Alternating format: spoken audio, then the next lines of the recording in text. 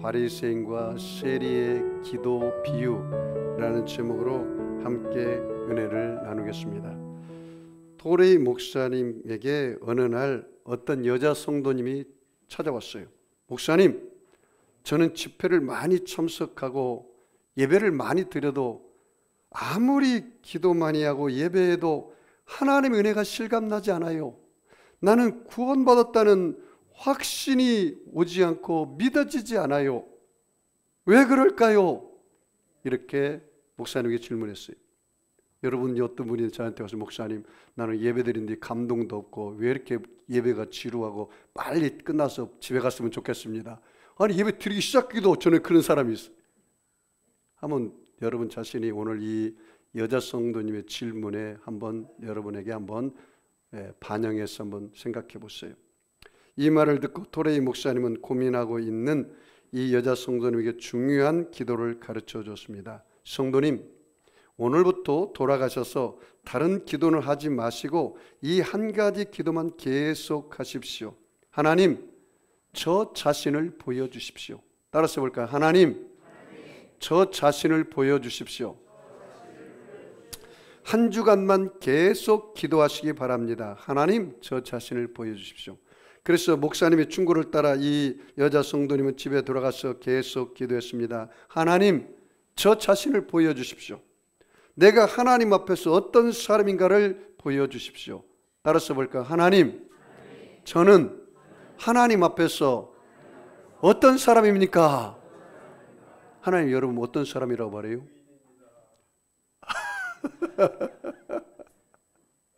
너는 용서받은 의인이다. 나는 원래는 죄인인데 용서받은 의인이다.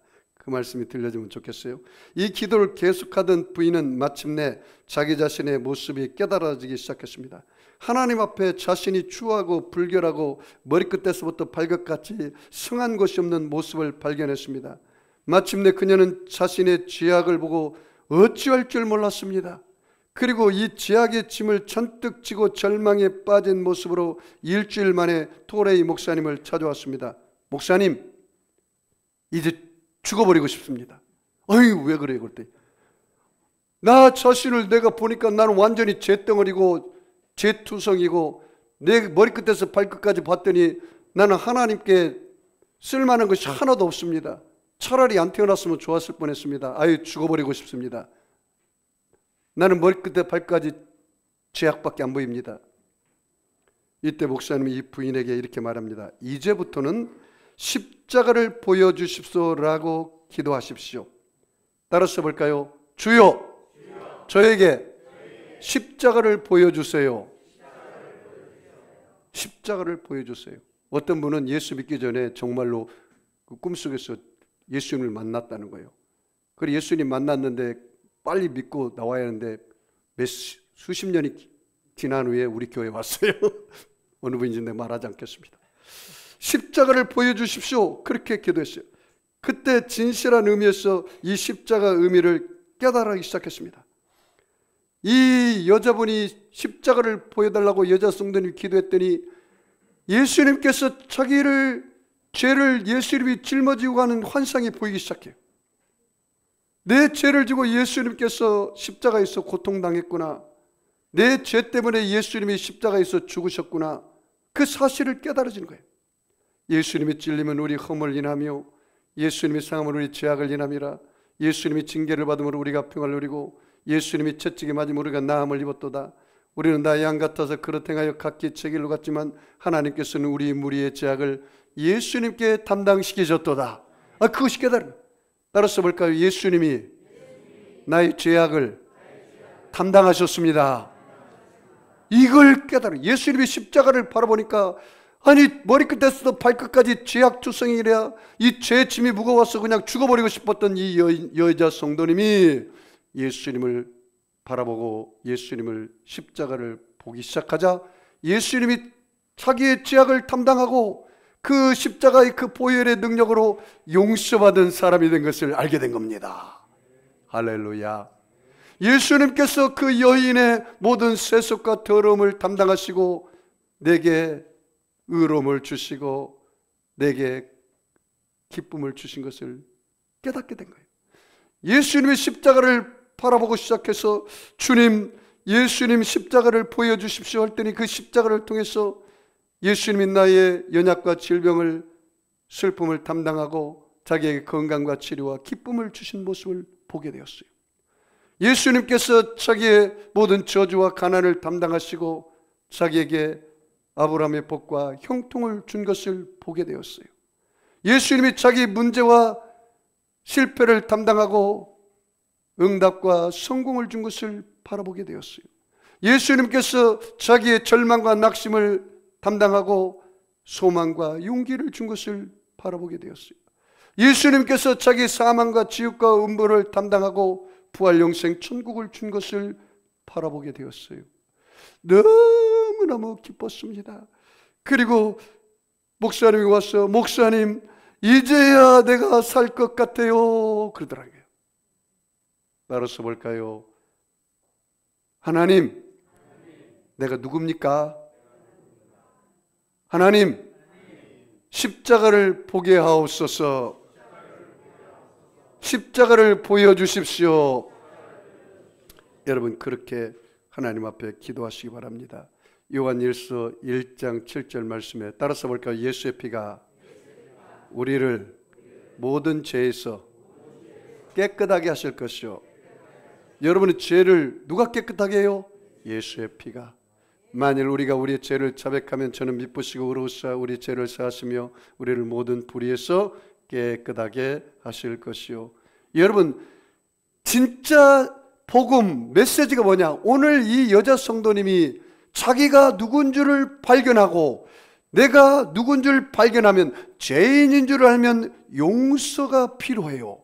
여러분 사슴이 시냇물을 갈급해야 시냇물이 필요한 것처럼 배고픈 사람에게는 먹을 것이 필요한 것처럼 내가 죄인인 걸 알아야 제 문제를 해결할 그분을 찾게 되는 거예요. 여러분 세상 사람들은 자기가 죄인이라고 우리가 이야기하면 뭐라고 말합니까? 우리한테 무슨 소리 하고 있냐고, 어디 감히 나한테 죄인이라고 하면서 떵떵거려요.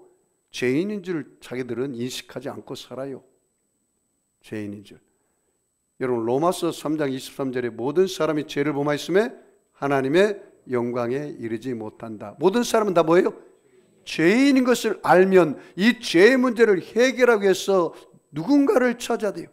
죄 없는 분을 찾아야 돼요. 여러분 공자 통해서 가르침을 통해서 윤리와 도덕을 통해서 죄의 문제가 해결됩니까? 안 되죠. 소크라테스 가르침을 통해서 공부를 많이 하고 지식을 많이 쌓고 철학을 공부해서 죄의 문제가 해결됩니까? 안 되죠.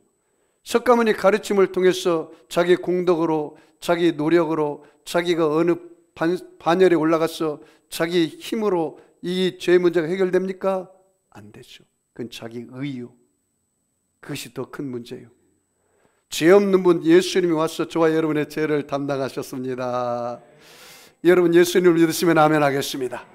그러면 저와 여러분은 죄의 문제가 해결된 사람입니다. 오늘 여기 나오는 본문에 바리새인과 세리가 나와요. 이 두 사람이 똑같이 성전에 가서 하나님께 예배 드리고 기도를 해요. 그런데 바리새인은 자기가 의인인 줄 알아. 그리고 바리새인은 자기가 도덕적으로 대단한 사람인 줄 알아. 바리새인은 다른 사람과 비교하는 영적 교만이 있어. 그래서 바리새인은 전혀 하나님이 필요 없어. 그 내용 중에 하나님이 필요하다는 얘기가 하나도 없어. 자기 다 피하라는 기도야. 피하라는 기도. 자기는 의인 중에 의인이고 자기는 도덕적으로 저 세리보다 전혀 죄인이 아니고 깨끗한 사람이고, 그리고 자기는 하나님 앞에 1회에 2번씩 금식하고 11조를 드리고 자기 종교적인 것을 자랑해. 하나님 앞에 자기를 피하라고. 날 좀 보세요. 하나님, 나 이런 사람이요. 하나님, 기도의 주어가 하나님이 아니라 나는 이런 사람이. 하나님이 그 기도를 듣고 귀가 아파. 성경에 보니까 그 바리새인 기도를 하나님이 하나도 안 들어줬다 그래. 예배를 드리고 가는데 자기 기분이 좋아서 드리는 거예요. 자기 기분 따라서, 자기 자랑하면서, 종교적인 행위를 해요. 의식과 형식을 따라서 기도도 하고 예배도 드려요.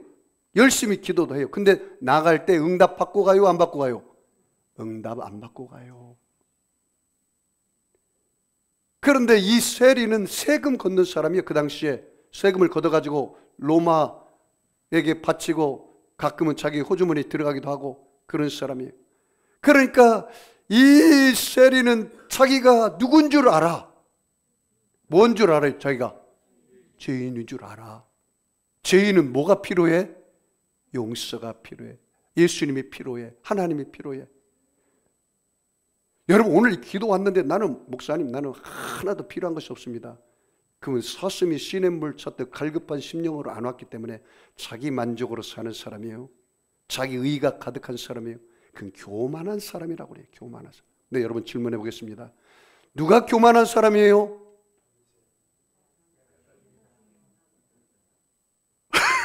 알았어 볼까요? 기도하지 않은 사람이 교만한 사람이다. 그런데 기도를 하는 사람이 겸손한 사람인데 이렇게 기도하는 사람은 교만한 사람이요.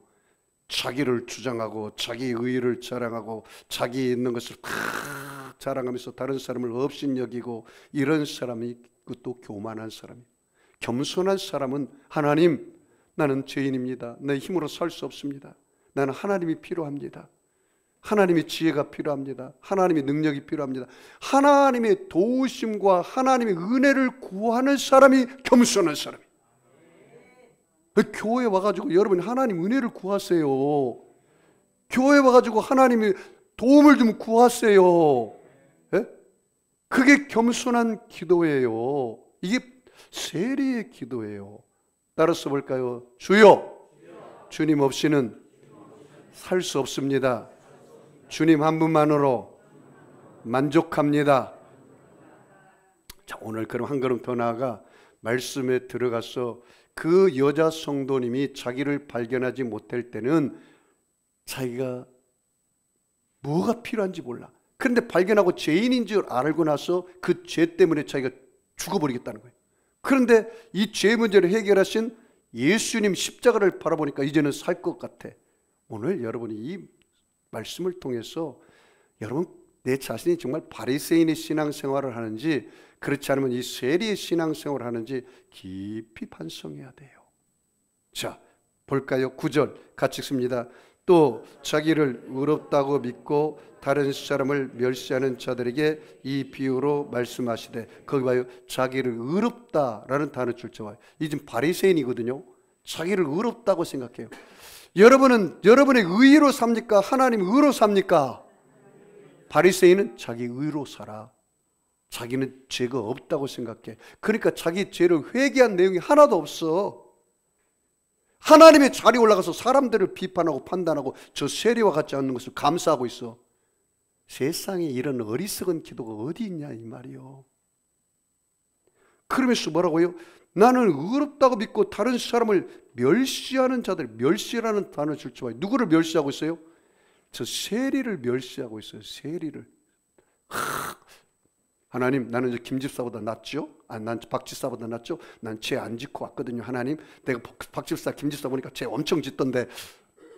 이런 기도는요, 바리새인의 기도입니다. 오늘 바리새인의 기도. 여러분, 모든 사람이 죄를 범했으면 하나님 영광에 이르지 못해요. 모두 다 죄인이에요. 큰 죄, 작은 죄 다 조금씩 차이는 있지만 죄인인 것은 분명합니다. 예? 목사님, 나는 죄인 아닙니다. 그런 사람은 예수님이야. 예수님. 예수님은 태어날 때부터 죄를 안 졌어요. 여러분은 태어나자마자 뭘 가지고 태어났어요? 원죄를 가지고 태어났어요. 예? 도둑놈 아들, 딸을 할 때는 뭘 가지고 태어났대. 보니까 엄마 반지를 끼고 있더라니까. 다 원죄를 의미하는 게 원죄. 원죄. 여러분 알고 모르고 살다 보면 죄를 지어야 안 지어요? 지금까지 거짓말 한 번도 안 하고 산 사람 손 들어봐요. 그게 다 죄를 지었어요. 크고 작은 죄를 지어요. 자, 그 다음 봐요. 10절 같이 읽습니다. 시작. 두 사람이 기도하러 성전에 올라가니 하나는 바리새인이요 하나는 세리라. 어디에 올라가고 있어요? 성전에 가서 뭐 해요? 예배드리고 기도해요. 자, 예배드리고 기도하는데 이 바리새인이 예배드리고 기도하는 내용을 보세요. 기가 막힐 노릇이야. 자, 봐요. 11절 읽겠습니다. 바리새인은 서서 따로 기도하여 이르되 하나님이여 나는 다른 사람들 곧 토색 불이 가늠하는 자들과 같지 아니하고 이 세례와도 같지 아니함을 감사하나이다. 여기 보십시오. 따로라는 단어 줄쳐봐요. 따로. 이 바리새인은 세리와 섞여 살기 싫어요. 세리가 여기 앉은 바리새인 저 따로 갔어. 왜? 세리 죄인하고 나는 같이 예배 드릴 수 없다는 거예요. 교회 와서도 섞이고 싶지 않다는 거예요. 얼마나 도덕적인 우월감으로 삽니까? 그러면서 봐요. 따로 기도가 이르되 하나님이여 나는이라는 단어를 줄쳐봐요. 이 주어가 하나님이 아니라 나는이요. 이제부터 나는 다른 사람들 곧 토색 불이 가늠하는 자들과 같지 아니하고 이 세리와도 같지 아니하고 어떻게 해요? 감사하는. 아니 자기 기도나 하지 무슨 세리와 비교하면서 기도하고 있어요. 그게 자기가 도덕적으로 뭐예요? 우월감이 있다는 거예요. 혹시 여러분 이렇게 기도하면 큰 문제예요. 바리새인이요. 그거는 기도할 때 자기 기도하지 하나님 나 김제사와 같지 않은 거 감사해요. 이렇게 하는 거 되겠어요? 이 지금 세리가 그렇게 기도하고 있어요. 세리가 하나님 저 매국노가 왔네요. 나라를 팔아먹고 백성들의 돈을 뜯어가지고 일부는 로마에게 바치고 일부는 자기 포주머니에 넣는 저 세리가 왔습니다. 저 세리를 벼락을 쳐주십시오. 아니 자기 기도나 열심히 하지 왜 다른 사람을 비교하면서 그렇게 기도하면 되겠어요? 이 지금 바리새인이 그렇게 기도해요. 이 기도가 무슨 기도입니까? 교만한 기도죠. 교만한 기도. 네? 거기다 한술 더 뜹니다. 자, 12절 같이 읽어봐요. 나는 일회에 2번씩 금식하고 또 소득의 11조를 드리겠나이다 하고. 야, 하나님 앞에 와서 뭐 하고 있습니까? 자기 자랑하고 있어. 자기 영적 교만해요. 영적. 하나님 저 세리는 뭐 내가 보니까 11조도 안 드리고 금식도 안 하는데 보통 일주일에 한 번 금식하거든요. 근데 이 사람은 2번 금식한다. 날 좀 보소. 나는 이와 같은 사람이요. 뭐 하고 있어요? 하나님 앞에 와서 자기 PR하고 있어. 사업할 때는 자기 PR하도 되지만 하나님 앞에서 무슨 자기 PR할 게 뭐가 있어요? 그런데 이 바리새인이 와서 하나님 앞에 자기 PR하고 있어요. 여러분 이런 기도하면 안 돼요. 이 바리새인이 이런 기도를 하고 있단 말이죠. 자, 13절. 그런데 이 기도를 하나님이 들으셨느냐 안 들으셨다는 것이 나와요. 14절 넘어가서 잠깐 볼까요? 내가 너희에게 이르노니 이에 저 바리새인이 아니고 저 바리새인의 기도가 응답이 안 됐고 이 사람이 세리가 의롭다 하심을 받고 그 집으로 내려갔느니라. 무릇 자기를 높이는 자는 낮아지고 자기를 낮추는 자는 높아지리라 하시니라. 여러분 이 바리새인의 기도는 응답이 되었어요 안 됐어요? 응답 안 받고 갔어요. 교회 와서 여러분이 내가 누군 줄 알고 그리고 내가 정말 죄인에게는 용서가 필요하구나. 여러분이 하나님 앞에 와서 좀 솔직하게 단순하게 그리고 하나님을 의존하는 기도를 좀 하세요. 사업에 문제가 있는데도 뭐 알아서 하겠지. 이런 교만은 안 돼요. 병 걸렸으면 하나님 예수님이 채찍이 맞음으로 내 병이 나았다고 하는데 내 병을 좀 고쳐주세요. 이렇게 좀 솔직하게 하나님 앞에 기도해요. 여러분 하나님 앞에 웬 자존심이 그렇게 셉니까? 하나님 앞에 여러분이 어린아이처럼 단순하게 솔직하게 그리고 엄마 아빠를 의지하는 것처럼 그렇게 의지하면서 기도해야 하지 않겠어요? 자, 우리 세리의 기도를 보겠습니다. 13절 같이 읽습니다. 세리는 멀리 서서 감히 눈을 들어 하늘을 쳐다보지도 못하고 다만 가슴을 치며 이르되 하나님이여 불쌍히 여기소서 나는 죄인으로서다 하였느니라. 자, 13절 좀 세부적으로 봅시다. 세리 멀리 서서 감히 눈을 들어 하늘을 쳐다보지 못하고 거룩하신 하나님을 만난 거예요. 하나님의 임재예요. 여러분, 하나님의 사람은 하나님 외에는 어느 누구도 두려워하지 않습니다. 그런데 하나님은 두렵고 떨림으로 만나요. 제가 이 교회를 개척하기 전에 21일간 물만 먹고 금식을 했어요, 기도원에서. 그리고 제가 그랬어요. 하나님, 이 금식할 때 좀 부활의 예수님 좀 제발 좀 나타나 주셔서, 그래 내가 너와 함께 하니까 가서 교회를 개척하라, 걱정하지 말아라, 좀 제발 이발 좀 해주세요. 그랬어요. 그런데 21일 동안 예수님이 한 번도 나타나지도 않았어. 그래서 내가 굉장히 실망했습니다. 굉장히 실망을 했어요. 그리고 집에 와서 보호식을 한 열흘 이상 했는데 매일 저녁마다 그 집 뒷동산에 올라가서 제가 보호식하면서 기도를 했어요. 그런데 하루는 내가 산에 거의 정상에 가까워서 올라가는데 하늘에서 빛이 확 나한테 내려오더라고요. 환상이. 더 이상 내가 갈 수가 없었어요. 거기 길이 돌짝인데 거기다가 무릎을 팍 꿇고 부활의 예수님을 만났어요. 너무 빛으로 강하게 오시니까 걸어가신 예수님 오니까요, 나는 너무 좋을 줄 알았더니 아이고 예수님 나 죄인이에요, 그 말밖에 안 나오더라고. 여러분, 자주 만나려고 하지 마십시오. 그러다 내가 얼마나 회개를 많이 했는지 몰라요. 난 너무 좋을 줄 알았는데. 그래서 내가 회개를 했어요. 예수님, 내가 내 뜻대로 내 방법대로 목회한 것을 용서해 주세요. 앞으로는 하나님의 뜻대로 하나님의 백성들을 제가 잘 양육하고 주님 앞에 천국 가겠습니다. 그렇게 제가 회개 기도하다 끝났어요. 회개 기도하다. 난 너무 좋을 줄 알았더니 아이고 회개밖에 안 나오더라고요. 회개밖에. 그런데 그 이후에 내가 성경을 봤더니요, 하나님 거룩하신 분 만날 때마다 다 회개가 터졌더라고. 이사야서 6장에 보니까 이사야가 환상 가운데 하나님이 계시고 하나님 주위에 24장로가 앉아있어요. 구약의 12지파 대표하는 구원받은 사람들, 신약의 12사도를 상징하는 구원받은 성도들 대표하는 24장로 가서 찬양하고 찬양하더라고요. 그리고 하나님 보좌에서 생수가 싹 흘러가는데 그 생수로 말미암아 생명나무가 있고 사람들이 다 기뻐하고 하나님을 찬양하더라고요.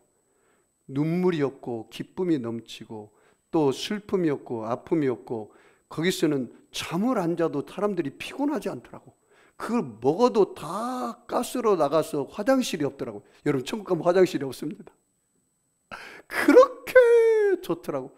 그런데 이 이사야 선자가 너무 거룩하신 하나님을 만나니까 쥐구멍이라도 있으면 숨고 싶어.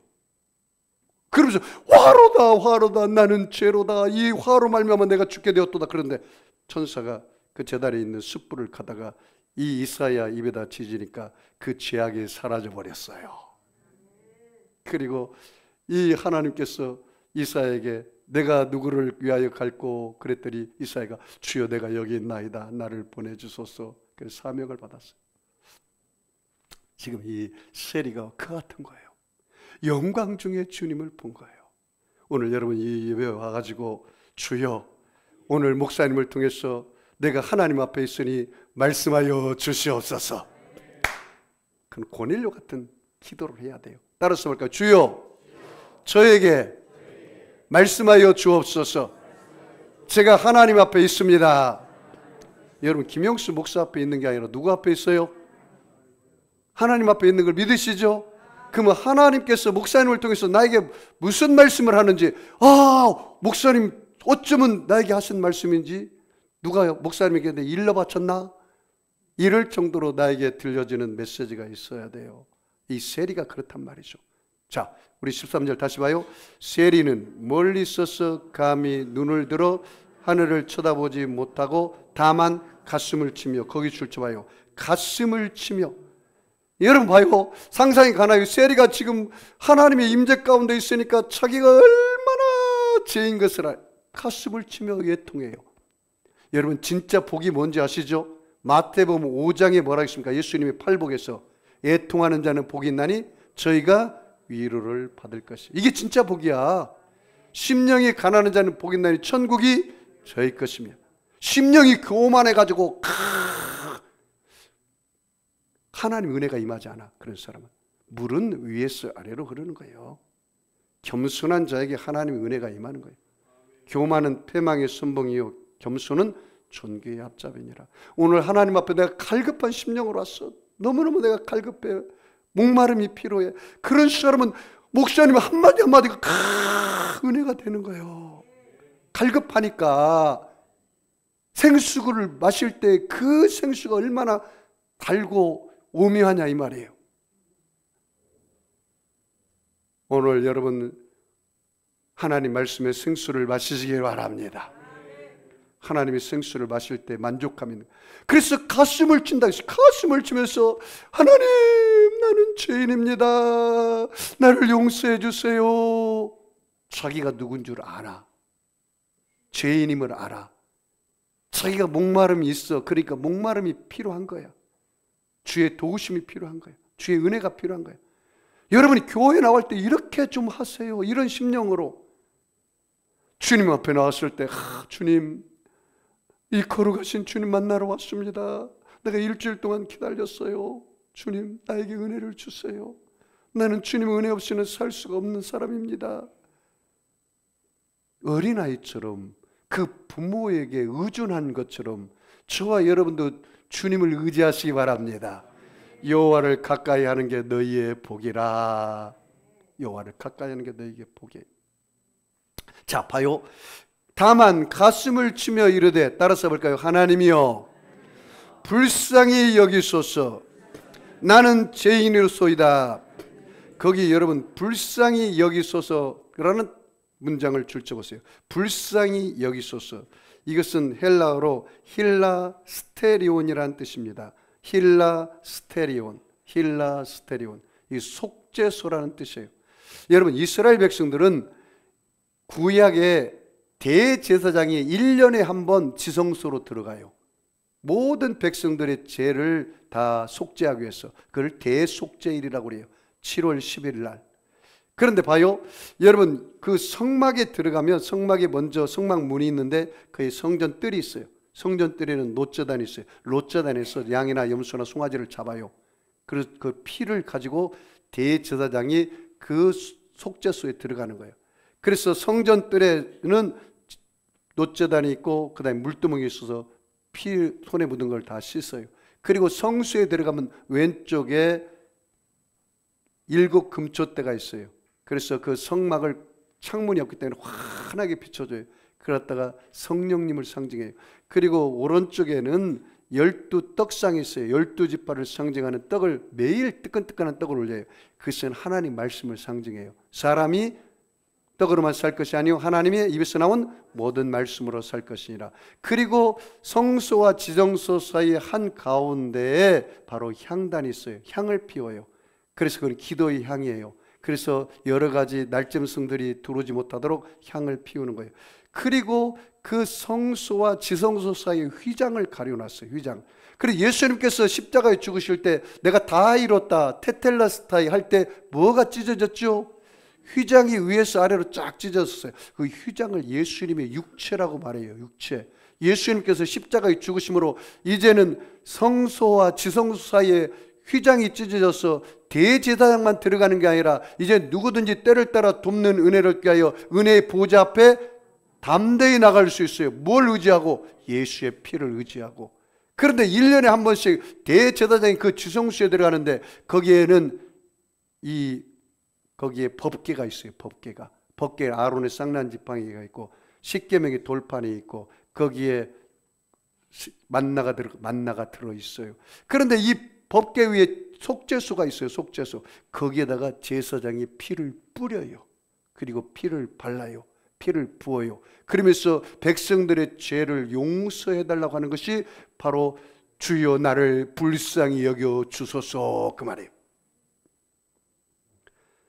사랑하는 성도 여러분, 우리는 예수 그리스도의 십자가의 은혜로 불쌍히 여김을 받은 것입니다. 예수님의 그 보혈로 저와 여러분이 하나님의 자녀가 된 것입니다.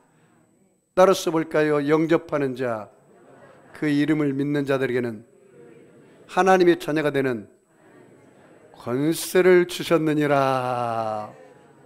사랑하는 성도 여러분, 우리는 예수의 보혈로 불쌍히 여김을 받았어요. 그러므로 오늘도 여러분, 죄인은 예수를 믿음으로 말미암아 용서받은 의인이 된 것입니다. 자, 우리 14절 다시 읽겠습니다. 시작. 내가 너에게 이르노니 이에 저 바리새인이 아니고 이 사람이 의롭다 하심을 받고, 의롭다라는 단어 줄쳐봐요. 이거 용서받은 의인을 말해요. 그리고 그의 집으로 내려갔느니라. 자, 후반절 같이 읽습니다. 무릇 자기를 높이는 자는 낮아지고 자기를 낮추는 자는 높아지리라 하시니라. 여러분, 이게 무슨 기도예요? 겸손의 기도. 여러분, 하나님 앞에 와서 자기를 높이고, 여기 바리새인처럼 자기 자랑하고 자기 공로를 자랑하고 영적 교만한 사람은 기도가 하늘에 상달이 안 돼.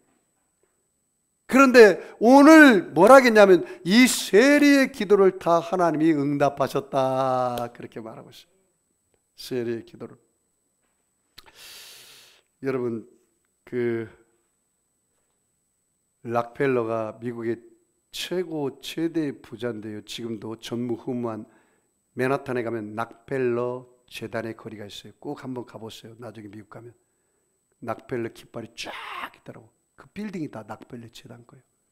락펠러 재단만큼 부자가 없어요. 지금도 전무후무해요. 그런데 락펠러가 하나님 잘 어릴 때는 믿고 엄마 말씀에 따라서 잘 신앙생활을 했는데 그만 타락하고 나서 억만장자가 됐는데 53살에 사형 선고를 받았어요. 불치병으로 한 1년밖에 못 산다는 거예요. 그런데 락펠러가 자기가 누군가를 하나님 앞에 물어봤어요. 그 여자 성도님처럼. 그리고 자기가 죄인인 것을 깨달았어요. 그리고 예수님의 십자가가 필요한 것을 깨달았어요. 그리고 예수 그리스도의 십자가 보혈로 자기는 용서받은 의인이 되고, 이제는 내가 하나님의 영광을 위해서 살아야겠다.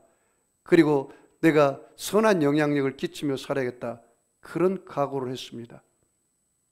여러분, 한 손에는 하나님의 손을 붙잡고 하나님의 뜻대로 살아야 되고, 한 손으로는 이웃을 붙잡고 이웃의 아픔을 생각하며 도와주며 구제하며 살아야 합니다.